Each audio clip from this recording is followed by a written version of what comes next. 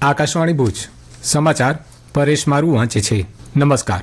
ભારતીય વાયુસેના દ્વારા વાયુસેના સ્ટેશન ભુજ ખાતે સશસ્ત્ર દળો અને વહીવટી સેવાઓ વચ્ચે પ્રથમ સંયુક્ત તાલીમ કાર્યક્રમનું આયોજન કરવામાં આવ્યું હતું। આ તાલીમમાં સશસ્ત્ર દળોની વિવિધ એજન્સીઓ અને વહીવટી તંત્રના કર્મચારીઓએ ઉત્સાહપૂર્વક ભાગ લીધો હતો। તાલીમ દરમિયાન સુરક્ષાની સમજ, આપત્તિ વ્યવસ્થાપનની પ્રેક્ટિસ અને સરહદી એકમોની પ્રત્યક્ષ મુલાકાત જેવા વ્યવહારુ તાલીમ કાર્યો કરવામાં આવ્યા હતા।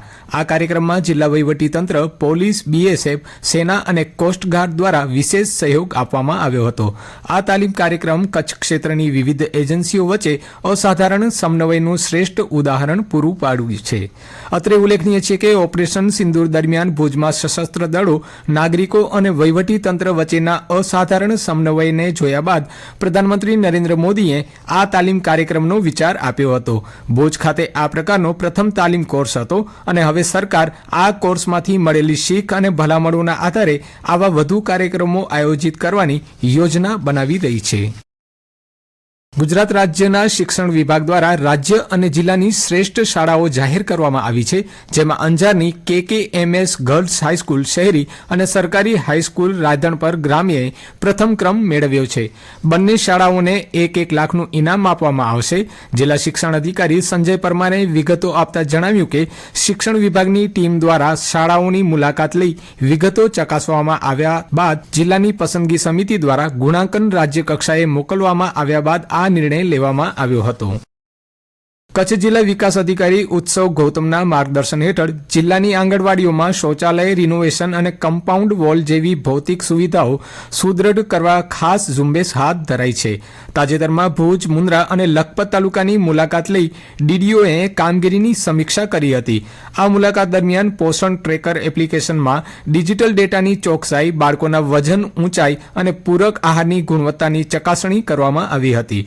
સુપોષિત ગુજરાતના સંકલ્પ સાથે સ્વચ્છતા, પીવાનું પાણી અને શિક્ષણ સામગ્રી જેવી પાયાની સુવિધાઓનું સઘન મોનિટરિંગ કાર્ય કરીને સેવાઓ વધુ અસરકારક બનાવવા સૂચના અપાઈ હતી। નખત્રાણા તાલુકામાં ₹433.92 લાખના ખર્ચે નિર્માણ પામનારા તાલુકાના વિવિધ ગામોના રસ્તા કામોના ધારાસભ્ય પ્રદ્યુમનસિંહ જાડેજાના મુખ્ય અતિથિ પદે યોગી બાલકનાથજી બાપુની વિશેષ ઉપસ્થિતિમાં ખાતમુહૂર્ત કરાયા હતા। મોતીચોર ગામે યોજાયેલા ₹197.96 લાખના ખર્ચે રસ્તા કામ, કોટડા જડુદરથી ખાંભલા મથલ 3 ગામોને જોડતો માર્ગ ₹202.63 લાખના રસ્તા કામનું ખાતમુહૂર્ત કરાયું હતું।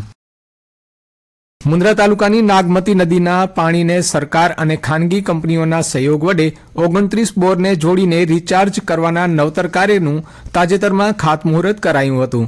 ભોજપુર ઝરપરા સીમ વિસ્તારમાં જોડ તળાવ સ્થાને યોજાયેલા ખાતમુહૂર્તમાં ધારાસભ્ય અનિરુદ્ધ દવેએ તાલુકામાં જળ સંચયના કાર્યો વેગ પકડી રહ્યાનું કહીને તેને બિરદાવવા સાથે ભવિષ્યમાં વધુને વધુ કાર્ય હાથ ધરવાની પ્રતિબદ્ધતા વ્યક્ત કરી હતી।